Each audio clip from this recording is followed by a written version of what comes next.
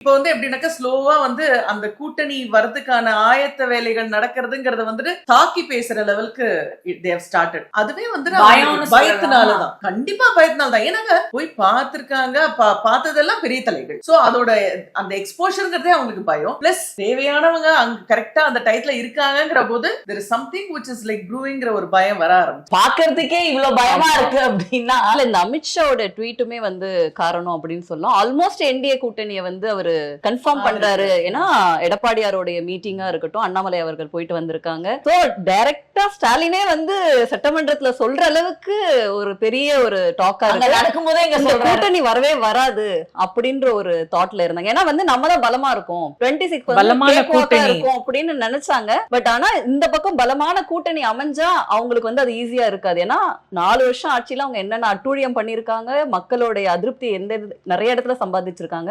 நிறைய போராட்டங்கள், நிறைய கட்சிகளோட போராட்டங்களா இருக்கட்டும், நிறைய அமைப்புகள், டீச்சர்ஸ் அசோசியேஷன்ல இருந்து நர்ஸ், டாக்டர்ஸ்னு ஒருத்தர் விடாம கவர்மெண்ட்டுக்கு எதிராக போராட்டங்கள் வெடிக்குது.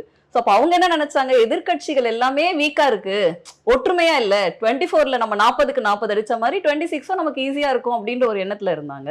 பட் ஆனா இந்த ட்விஸ்ட வந்து எதிர்பார்க்கல. எலெக்ஷனுக்கு 1 வருஷத்துக்கு முன்னாடி இந்த நகர்வுகள் நடக்குது.